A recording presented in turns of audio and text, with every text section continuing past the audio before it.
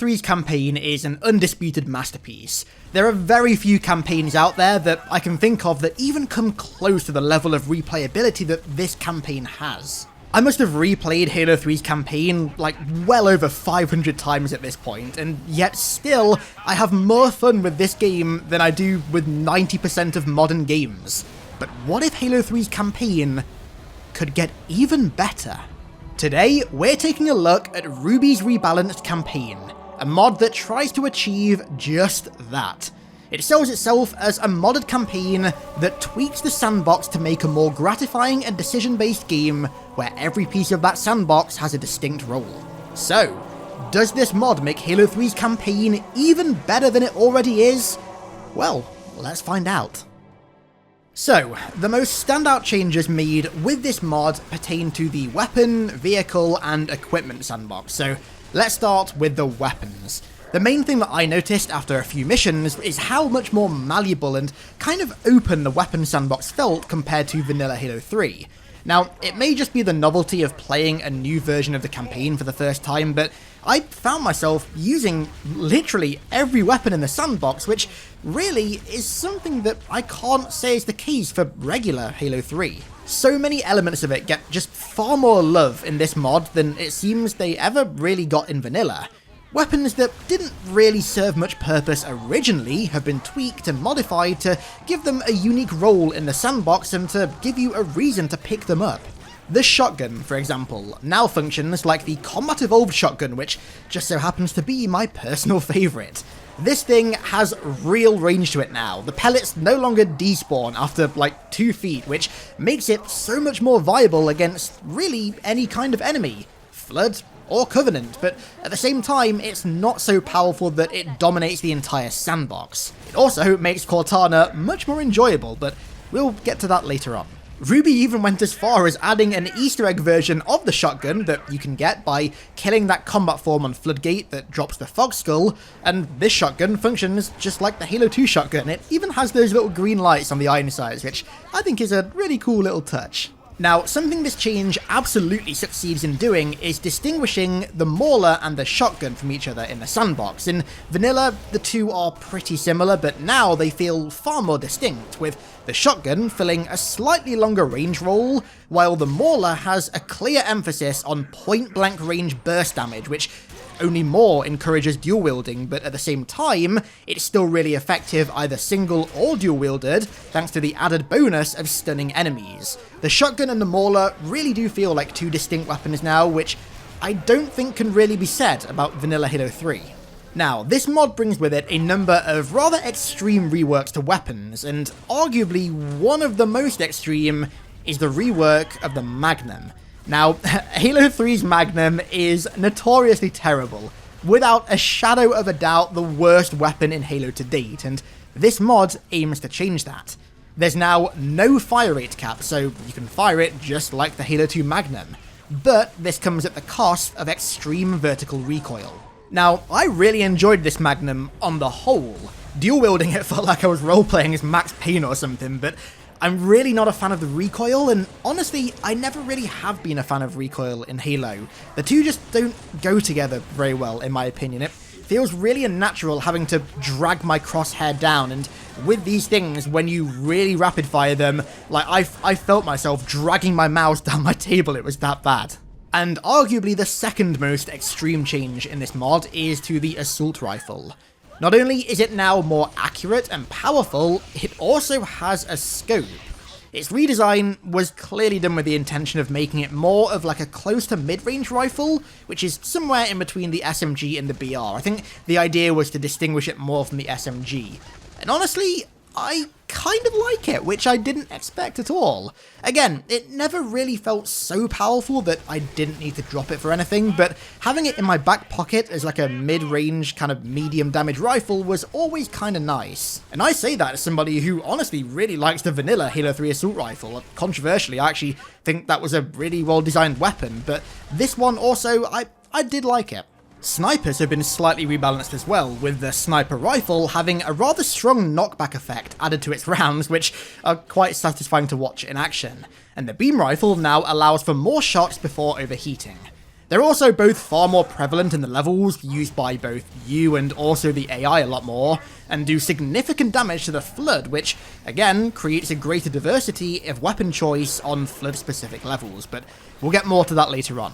Something else that also gets an entirely new light shone on it is the turret subclass. Now, not only are all detached turrets now far more effective in just about every way, but they also show up a lot more frequently as well. At the start of Halo, for example, in the wreckage of the crashed Pelican, you can now find a chain gun and a missile pod. It's nothing major, it's not groundbreaking by any means, but seeing these cool weapons show up more often adds a nice spin to levels that you've played 100 times already. Now, as for entirely new weapons, we have a few. The most commonly found one is the Brute Plasma Rifle, which is very, very different to the standard Brute Plasma Rifle that you're probably familiar with. No longer is it just a fast-firing, faster overheating plasma rifle. Now, it fires in bursts that do increased damage and shreds up close when dual-wielded. This thing is really, really fun to use, either on its own or dual-wielded with another Brute Plasma Rifle or just another weapon entirely. It's also fun to get shot at as well, which I think is quite an underrated feature of a lot of guns in Halo that people kind of sleep on. A gun has got to be equally as fun to shoot enemies with as it is to be shot by, and I really feel like this gun fits that role. Now, much to my happiness, the Sentinel Captain from Halo 2 makes its glorious return, and with it comes an upgraded Sentinel Beam, which, much like the Brute Plasma Rifle, is now far more distinguished from its standard version, unlike in Halo 2. It has to charge up before firing a high-power beam in a burst that tracks enemies and then overheats. You barely get to use it, honestly, but I still think it's a really cool weapon nonetheless. It feels like kind of a Needler and a Sentinel Beam mashed together and made like 10 times more powerful. I really enjoyed what little I got to use of this thing. Right, so... Security breach detected. Wait, what? Security breach detected. Oh no. Office of Naval Intelligence intrusion detected. Warning. Bow out now. After all these years of leaking classified Flood secrets, they've finally found me. Don't let this happen to you. Today's video is sponsored by NordPass to ensure all your passwords are safe from prying eyes. In today's day and age, where every website in this dog requires you to sign up and where most people have multiple passwords on the go at once, you need a password manager to help keep them all in order, and NordPass is the perfect choice. Considering that it's coming from a company like Nord, who already have an emphasis on privacy, NordPass is the easiest and most secure way to store all of your passwords. It's designed with something called zero-knowledge architecture, meaning your data is encrypted on your device before it even reaches their servers, so at no point do they see your passwords. One of my favourite features of NordPass is the password health checker, which is incredibly useful. It basically allows you to check the strength of your passwords, along with how many times they've been reused with different accounts, and also how old they are. I'll be honest, before using NordPass, I kinda didn't see the point in password managers. I thought they were a bit unnecessary, but after installing it and very, very easily importing all of my passwords into it, and then running a health checkup on them, I realised how much easier it makes my life. Being able to monitor everything in one place and keep it all secure is a blessing, and right now, if you go to nordpass.com/HiddenXperia and then use code HiddenXperia1, you can get 50% off a 1-year NordPass premium plan. This deal is only available for a limited time, however, so if you want to keep your passwords safe, organised and secure, then once again, go to nordpass.com/HiddenXperia and use code HiddenXperia1 for 50% off a 1-year premium NordPass plan. Thank you to NordPass for sponsoring the video and for helping secure our data from the prying eyes of Oni, and let's return to Halo 3's campaign. Right, now let's talk about equipment, which can really be considered as like a branch of the weapon sandbox, I feel like.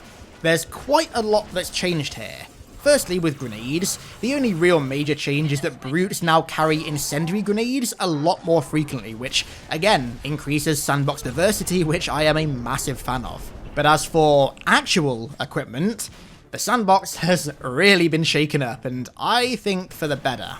The Trip Mine is now a mean piece of kit. First time I picked it up, I must have killed myself like 4 or 5 times with it, just underestimating the blast radius. It is massive. This thing is far more devastating now and is really satisfying to throw into like a massive pack of enemies and just watch the havoc unfold. Not even vehicles are safe either, small or large, as you can see. But the insane damage of this thing gives it a really satisfying risk-reward factor. It looks really powerful, and it is, but my god, this thing is incredibly risky to use. But if you somehow don't manage to kill yourself, then the fireworks will be more than worth the risk. This thing has probably received the biggest buff in the entire equipment sandbox. Or has it? See, the flare has been modified so drastically, it's actually become a new piece of equipment. The Force Flare. You see, weapons that distort gravity are scientifically proven to improve any video game. Literally any game they're in, and it appears that Halo is no exception. You throw this thing out and it emits an anti-gravity pulse, sending any physics-affected object, vehicle, or enemy flying. Let me tell you, throwing this thing out there into a corridor of enemies is so damn fun. I absolutely love this thing. It's honestly one of my favourite pieces of equipment, full stop. The absolute chaos this thing causes when you throw it is incredible, and really, I would love to see this thing recreated in some sort of official capacity. In general, equipment feels far more present in the sandbox in this mod, notably during missions like Cortana and Halo. The Flood now drop the equipment that their hosts once held, so things like the Force Flare and the Power Drain are usable against the Flood. I mean, they're not that effective, but it's still great to see their presence increase, because I never really noticed this, but after the Covenant, equipment kinda just disappears, really, apart from the Auto Sentry and also the invincibility on Halo. You never get to use the Power Drain or anything ever again, so I really like this change. It's really, again, increased sandbox diversity, which is a great thing. Halo 3's vehicle sandbox has also seen a number of changes as well, and again, I gotta say, I'm a really big fan. Vehicles across the board just feel more responsive. I never noticed how slow the acceleration was for most vehicles in vanilla Halo 3, but after playing this mod, where vehicles have faster acceleration and also faster top speeds, I kinda can't unnotice it. However, I will say that it's clear the AI don't quite know how to handle this newfound speed. In vehicle-heavy sections, their driving can get a bit crazy at times, I'll say. This can, to be fair, get pretty funny, so I'm not complaining, but it's very clear that the AI have kind of gone drunk on speed. You'll see what I mean. As for changes to specific vehicles, the Prowler is the real standout to me, honestly. I was never a fan of the Prowler originally. It kind of just felt like a knockoff Spectre, but in this mod, its turret has been massively overhauled, changing it from the regular old plasma cannon to a 3-shot burst incendiary mortar cannon. This thing is mean, and it fits the kind of established brutality of the brutes, if you'll pardon the pun, so much more than a plasma turret. Caking enemy turret emplacements, vehicles, and even infantry and fire is so damn fun with this thing. I highly recommend it. And actually, now that I think about it, one of my favourite changes in this entire mod relates to the vehicles as well. The increased presence of shade turrets, which sounds weird, right? Just let me explain. So, the shade turrets were a pretty minor element of Halo 3's original campaign. Most of the time, it was really just in your best interest to destroy them, and almost never, if ever at all, were they found in places where they were actually advantageous to use. Well, this mod changes that. They're found far more commonly, both hostile-controlled and also vacant, and also in a variety of different locations, which makes them far more conducive to actually use. Oftentimes, you'll stumble upon one at the entrance to an area that was clearly once controlled by the Covenant before the Marines launched an attack on them, allowing you to use their own tools and own turret emplacements against them and fire upon them in their own areas. Ruby also buffed them up as well, giving them a much faster firing turret, which combines with their increased abundance and more tactical spawning locations to actually give you a reason to want to use them as a different approach to an encounter. An approach that was rarely, if ever, present in vanilla Halo 3. But easily my favourite changes to Halo 3's campaign in this mod come from the changes to the AI, both enemy and also friendly. One of the biggest things you'll notice with all of these changes is that they all seem to kind of combine to serve a greater purpose. That purpose being to increase variety across the board. A great way that it seeks to achieve this is by shaking up the ranks of both friend and foe. A number of what I think were cut brute ranks that appeared in the Halo 3 Alpha have been restored. Notably the green brute miners, the red captains, and the bronze bodyguards, which adds not only more enemy diversity and variety on the battlefield, but also more colour diversity to the battlefield as well, which is really refreshing when you've played these encounters so many times you can do them with your eyes closed. This seems really over the top, but just seeing new, fresh colours of enemies on the battlefield is such a nice change.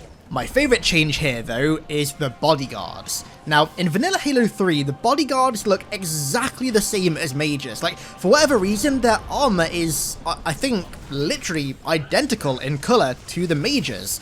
But now, they all wear captain armour with an almost ornate bronze finish, which I think really fits their role as guardians of their pack's chieftain really well. They also look far more distinct and, in a way, kind of more threatening on the battlefield as well.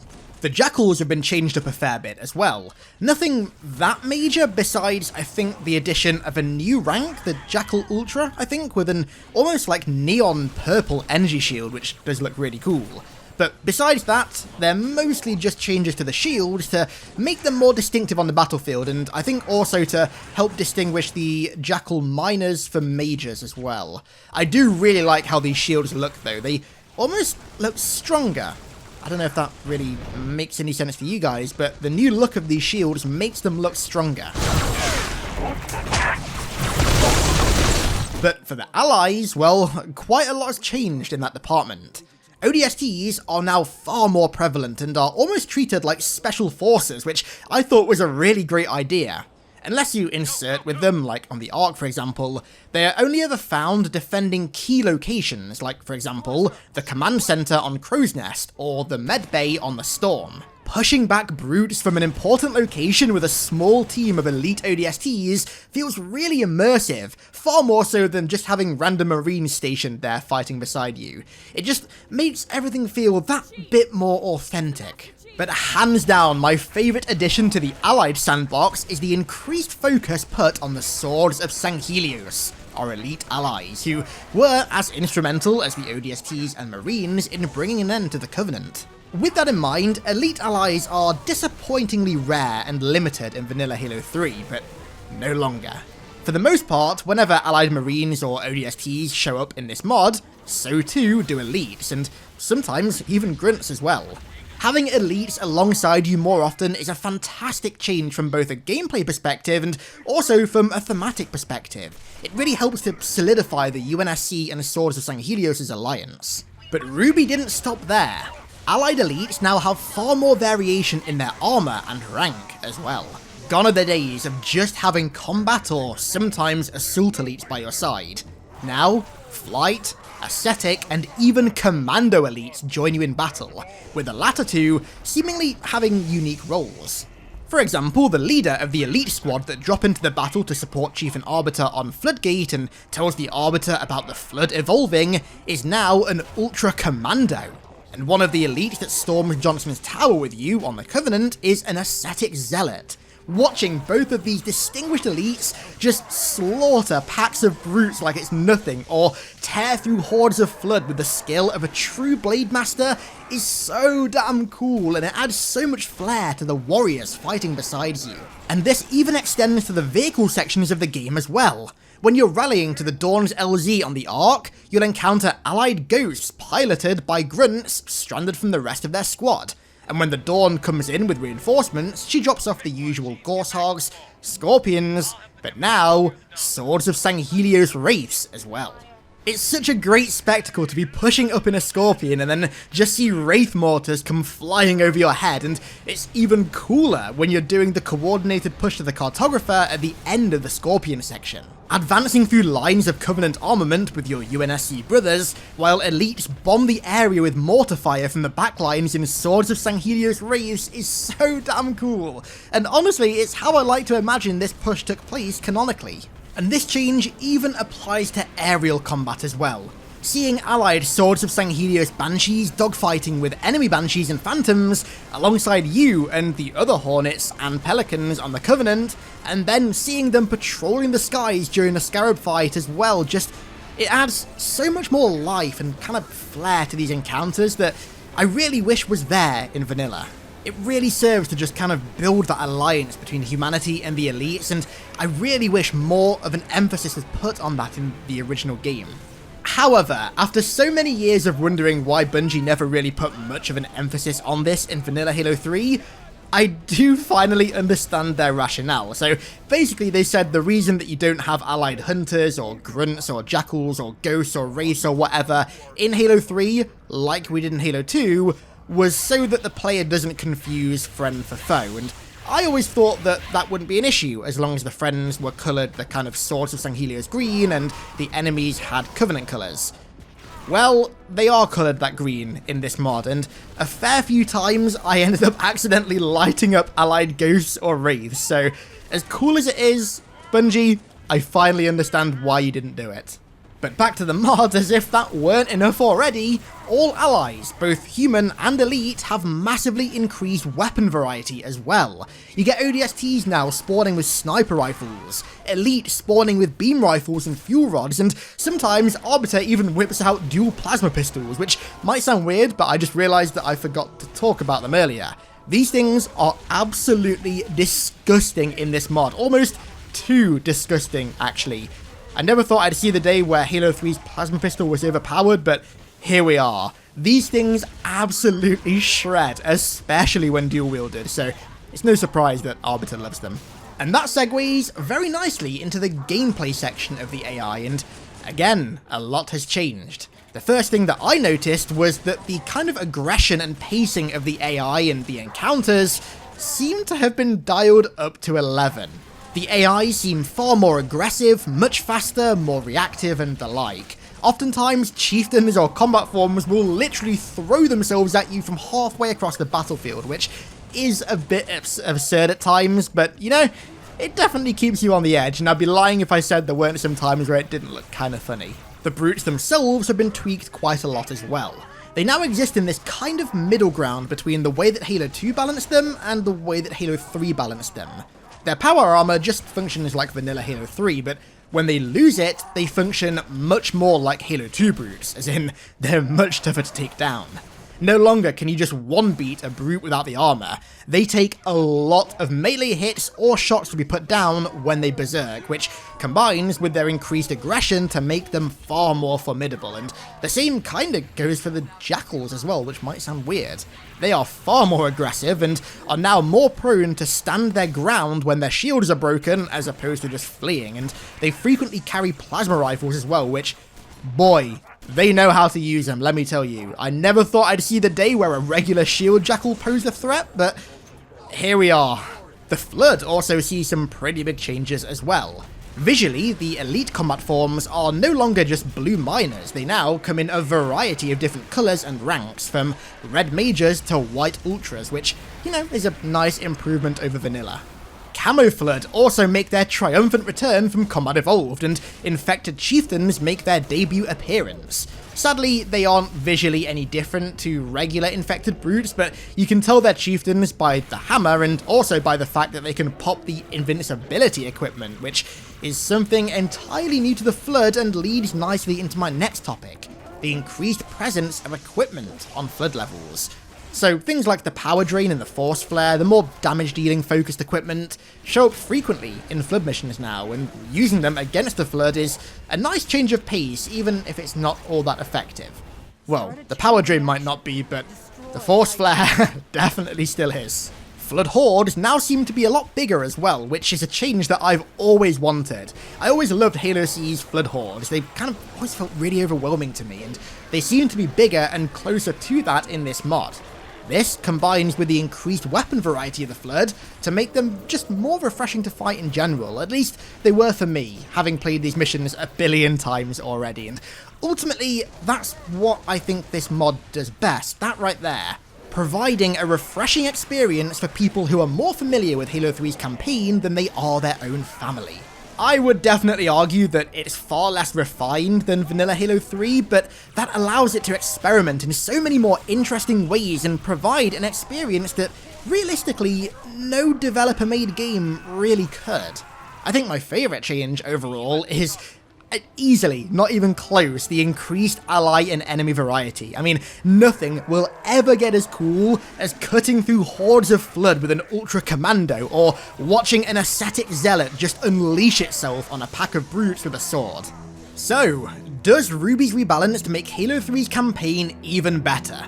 I'd say so, at least for people who have played this game as much as I have, but I do think that a lot of that comes from the novelty of playing a new version of it for the first time.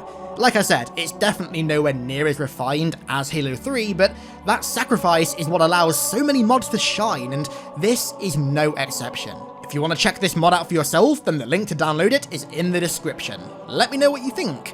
And with that said, thank you once again to NordPass for sponsoring the video. Don't forget to check out the referral link in the description, and I'm gonna round the video out there. I want to give a massive thank you to all of my patrons for the continued support over there as per usual, and thank you all so much for watching. I hope you guys enjoyed, I really do appreciate it, and I'll catch you all in the next one.